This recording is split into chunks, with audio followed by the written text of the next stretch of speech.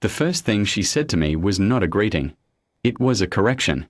I had been on Edric's shelf for 40 minutes, my transit pack still strapped across my back, when I found her crouched between two cracked hydroponic beds on the lowest terrace, the ones no one had bothered to reassign after the previous technician gave up and caught the next charter out. She had a probe in one hand and her fingers pressed flat to the growth medium with the other, the way you do when you stop trusting instruments and start trusting your own sense of the thing. I knew that posture. I'd worn it on 4 dead soil postings before this one. I said the pH looked low. I was reading the color of the medium, the way it clumped.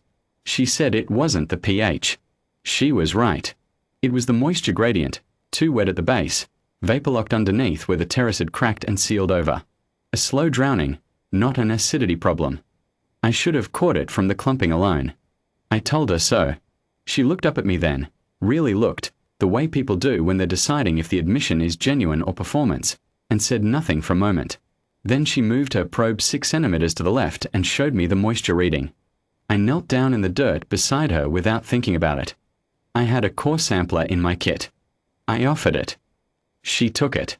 That was how I met scifi v3 Orn, princess of the 4th seed caste, barren marked by her people's law, and formerly in the process of being returned to the caste hold by her mother's chancellor, who had arrived at Edric's shelf 8 days before I had with a ledger of rejections and a disposition order already half-drafted.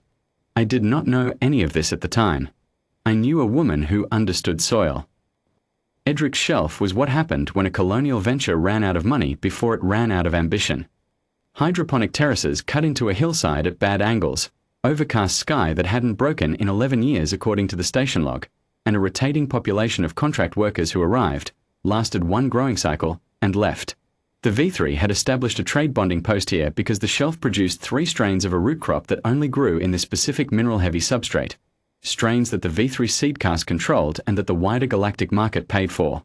It was, by any measure, a miserable posting. The V3 sent their trade delegations in rotation and pulled them after 60 days. Scifi had been here 4 months. I learned that from Fen, one of the V3 low-caste laborists who operated the terrace irrigation. He told me in the careful way people tell you things they think you should know before you put your foot somewhere bad, quietly, with his eyes on the path ahead of us rather than on me. The barren mark, he explained, was what the V3 called it when a princess's bioluminescent grafts began to fade before her bond year. The grafts were hereditary markers, visible along the jaw and collarbone, faint patterns of light that the caste used to confirm genetic viability for line bonding. When they faded, it meant the line was considered spent. It didn't mean she was ill. It didn't mean she couldn't think, or work, or grow things from dead soil with a borrowed probe and 12 hours of patience. It meant the court had a word for her now, and the word ended conversations before they started. 7 suitors had come through in the 4 months she'd been stationed here. 7 assessments. 7 departures. The Chancellor, a man named Orvith, had watched all 7 leave and added each one to his ledger. He was, from everything Fen told me, a meticulous man. He had a process. He would wait the statutory 60 days from the arrival of a new eligible claimant, which category, under the trade post bonding law, apparently included contracted specialists like me, and then, if no bond claim was filed, he would read the disposition order and scifi would be taken back to the hold. I had 53 days, though I didn't know I was counting them. I am not a complicated man. I grew up on hard ground, learned to read soil before I could read a star chart, and spent the better part of 15 years taking contract postings on frontier worlds where the problem was always some version of the same thing. Something that should grow, wasn't. I was good at the work. I was not good at much else. I had no court to navigate, no bloodline to protect, no particular ambition beyond the next posting and the quiet satisfaction of watching a dead terrace come back. Scifi did not need me to be complicated. What she needed, in those first 2 weeks, was someone who showed up. The terraces on the lower tier were a disaster. The vapor lock I'd identified that first morning was only the beginning. Underneath it was a compaction problem, and underneath that was a mineral saturation issue that had been building for 2 growing cycles. It was not one thing. It was a sequence of small failures that no one had bothered to trace back to the source because the postings rotated before anyone stayed long enough to see the whole picture. I stayed. I came to the lower terraces before the other workers arrived. Sometimes scifi was already there. Sometimes I arrived first and she came 20 minutes later, and we would work for a while before either of us said anything, which suited me, and which she seemed, over those first days, to find surprising. She had, I think, grown accustomed to a particular kind of attention. The kind that walked up with an agenda and looked at her jaw instead of the soil. I looked at the soil. On the 9th day, she brought 2 cups of something hot from the station kitchen and set one beside my kit without comment. I said thank you. She sat down on the terrace edge and watched the overcast sky for a while, and then she said, carefully, as though she was measuring the weight of the words before she let them go, that most people didn't stay past the first week. I said the soil problem wasn't solved yet. She looked at me for a long moment. Then she said, "That's all." I said yes. And then, because it was true and seemed worth saying, "You know what you're doing out here. That's not common." She turned back to the sky. I went back to the compaction layer.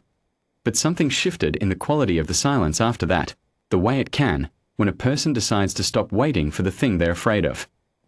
The suitors came on the 14th day and the 22nd day and the 31st. I watched them from the upper terrace access path, not deliberately, just because the path ran past the formal greeting area and I was usually moving between sections. They had the same quality, all 3 of them, a careful blankness when they looked at scifi, the kind that meant they were assessing and trying not to show it. One of them glanced at her jaw and then away, very quickly, the way you look at something that confirms what you already suspected. Scifi stood straight through all of it. She answered questions in a voice that was entirely level. She did not look at me. She came back to the terraces after each of them left. That was the thing I noticed. Not the leaving. I expected the leaving. What I noticed was that she came back. Hat off, probe in hand, crouching down in the dirt like the formal exchange hadn't happened. On the day the 3rd one left, she came back and stood at the edge of the lowest terrace for a long time without crouching. Just stood. Her graphs were visible in the overcast light, the patterns along her jaw, faint, the kind of faint that read as absence more than presence. I didn't say anything. I handed her a moisture probe and pointed to the section we hadn't sampled yet. She took it. Crouched. Got to work. I don't know if I understood then what I was doing. I think I only understood that she was a person who knew how to save things, and that she was standing very still, and that the best thing I knew how to do for a person standing very still was to give them something worth moving toward. Chancellor Orveth came to the terraces on the 51st day. He was a precise man in the way that people who deal in inevitabilities become precise, economical in his movements, unhurried, as though the outcome was already filed. He had 2 clerks with him and the ledger under his arm. He walked to the edge of the lower terrace where scifi and I were working and stood there until we looked up. He informed scifi that the statutory period would close in 2 days. He informed her that no formal bond claim had been filed. He informed her, in the same level administrative tone, that the disposition order would be read at the station assembly the day after tomorrow, and that she should make arrangements for her personal effects. Scifi stood. She had dirt on her hands. She looked at Orveth the way she'd looked at me on that first morning, deciding if something was genuine. Then she turned to me. I was still crouching. I had a core sample in my hand, the kind I'd been logging since the 3rd week, tracking the mineral gradient as it slowly corrected. The lowest terrace had a living red for the first time in 2 cycles. The seedlings in the far bed were showing first emergence. She said my name. She said it the way the V3 said names when they meant something by it, a little slower, a little more careful with the consonants, as though the name was a container and she didn't want to spill it. She said, "I name a claimant." The 2 clerks looked at each other. Orveth went very still. The V3 workers on the upper terrace had stopped moving. Fen was at the irrigation junction, hand on the valve, not turning it. The low-caste staff from the station kitchen had come out the side door. I don't know when. I don't know if word had moved fast or if they'd simply felt the change in the air the way you can, on a quiet morning, when something is about to be different. Orveth said, "The mark." Scifi said, "I name a claimant." Her voice was the same. Level. Weight measured before the words were released. But she was looking at me, and the quality of the look was the one I'd learned over 51 days of shared silence, the one that meant she'd decided the thing was genuine. I stood up. I had dirt on my hands too. I didn't brush it off. I looked at Orveth, and then I looked at the ledger under his arm, and then I looked at scifi. I said, "The terrace is coming back." She blinked. A very small thing. Then, so quietly that only I could hear it, "I know." Orveth cleared his throat. The clerks had their styluses ready. The process had procedures. The procedures would need to be followed.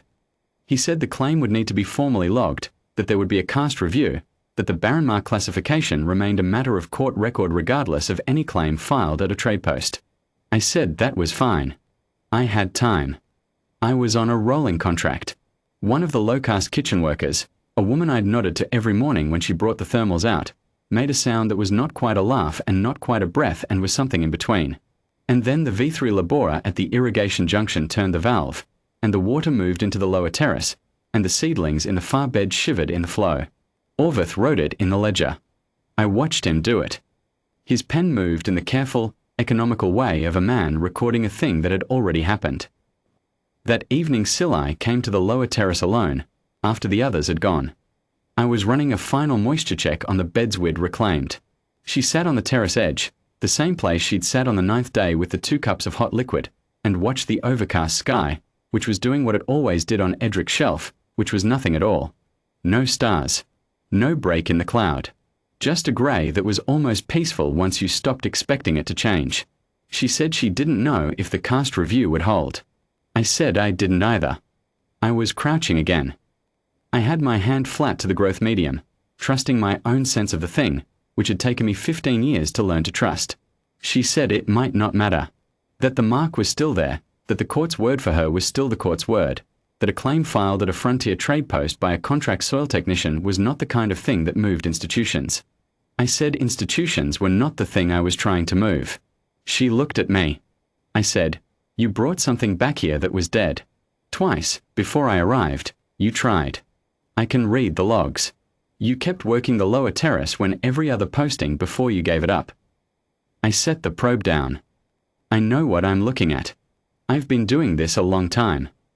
The sky didn't break. The grafts along her jaw were still faint. The court still had its word. But she looked at me across the dark terrace, and the look was the quiet kind, the kind that doesn't need to be said because the weight has already been measured and the decision has already been made. I picked up the probe. I logged the final reading. The lowest terrace had a living red. So did I.